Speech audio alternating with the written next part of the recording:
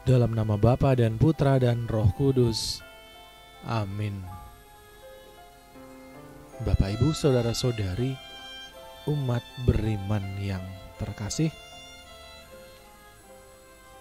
bersama-sama dengan gereja Allah yang kudus, mari kita siapkan hati untuk mendengarkan sapaannya.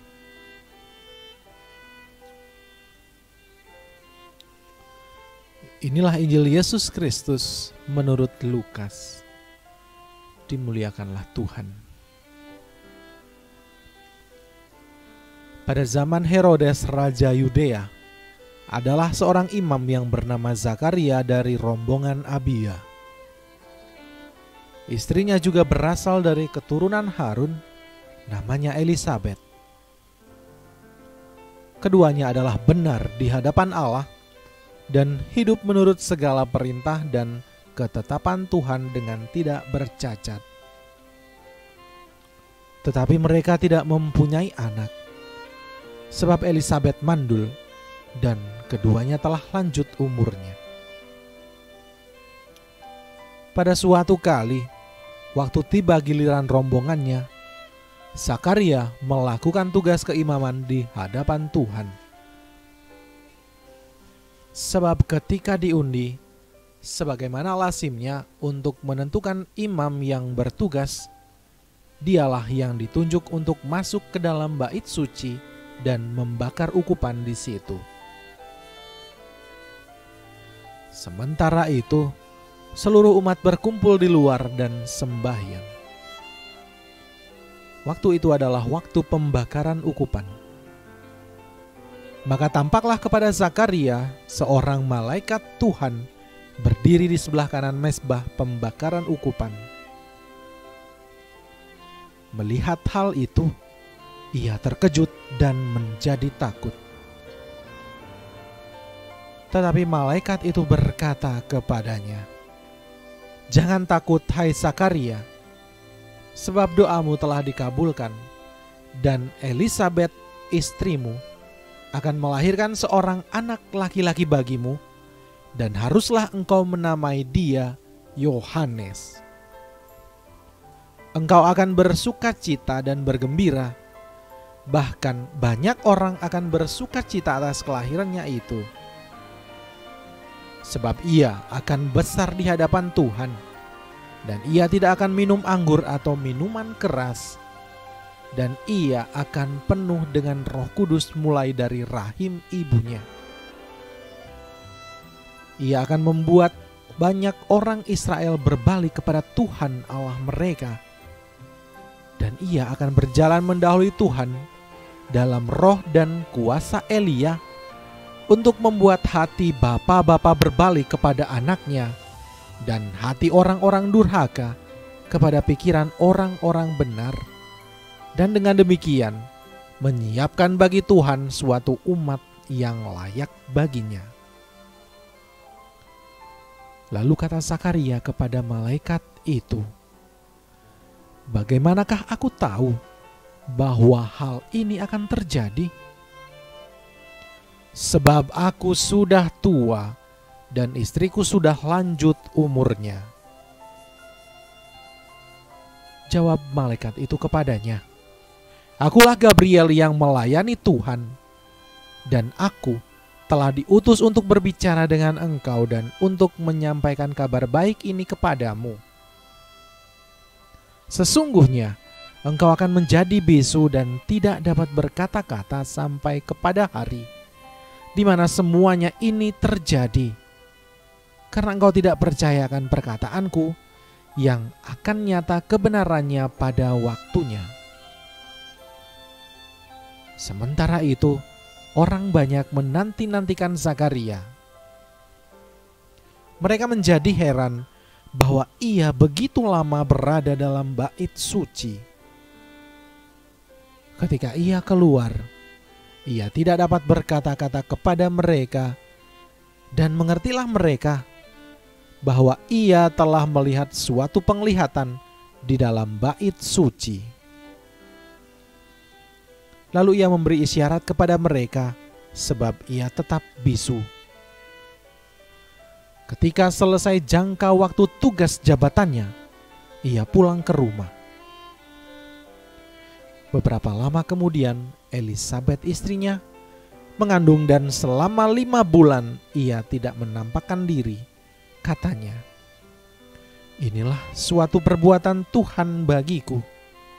Dan sekarang ia berkenan menghapuskan aibku di depan orang.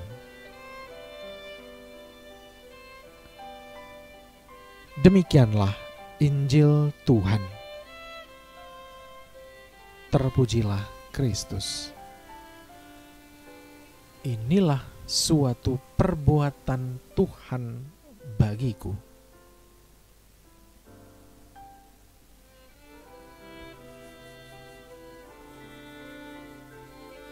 Bapak, Ibu, saudara-saudari, umat beriman yang terkasih,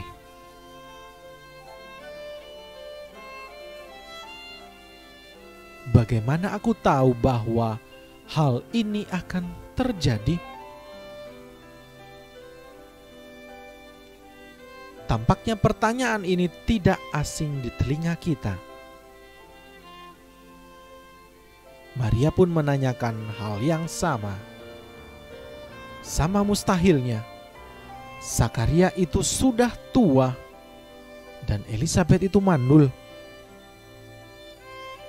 Lalu bagaimana Elisabet bisa melahirkan seorang anak laki-laki baginya?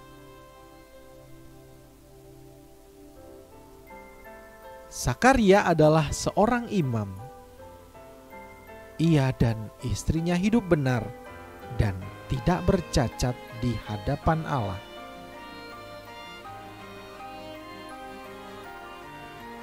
Namun menyadari kondisinya, Zakaria meminta tanda.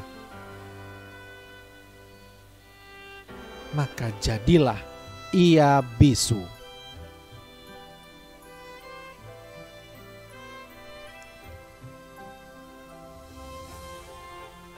Saudara-saudari, mengapa mesti bisu?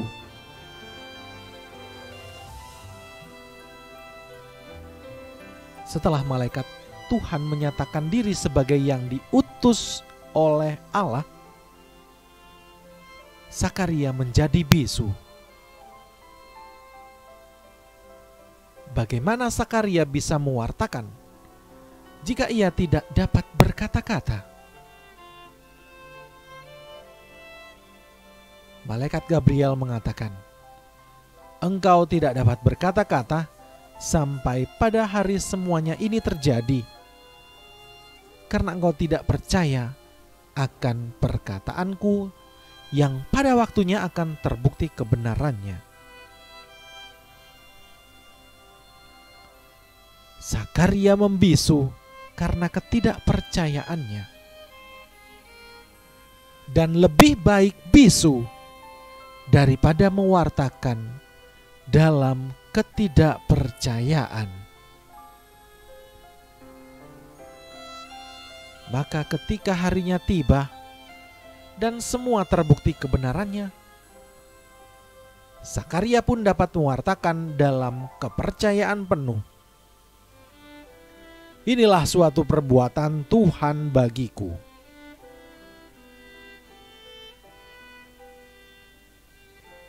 Perbuatan Tuhan tidak hanya menghapus aib Zakaria di depan orang.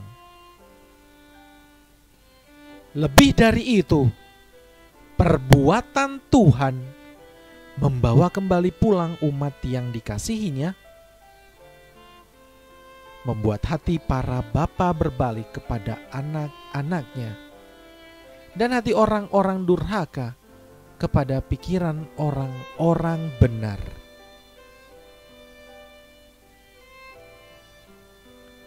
Zakaria melihat bahwa keselamatan itu adalah perbuatan Tuhan. Maka kita pun harus mampu melihat setiap perbuatan Tuhan di dalam hidup kita.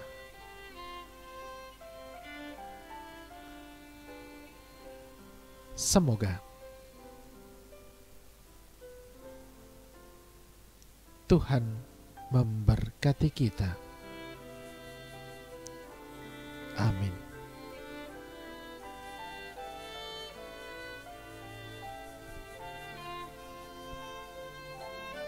Marilah kita berdoa. Ya Allah, Engkau menggembirakan hati Sakaria dengan berita kelahiran Yohanes. Engkau juga menggembirakan hati kami, karena dengan berita itu, keselamatan kami sudah semakin dekat.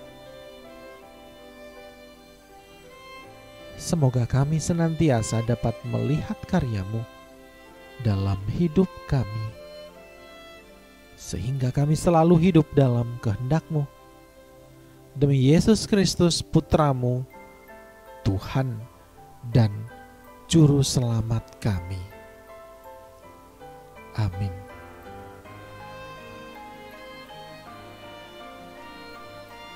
Kemuliaan kepada Bapa dan Putra dan Roh Kudus, seperti pada permulaan, sekarang, selalu, dan sepanjang segala abad. Amin. Dalam nama Bapa dan Putra dan Roh Kudus. Amin.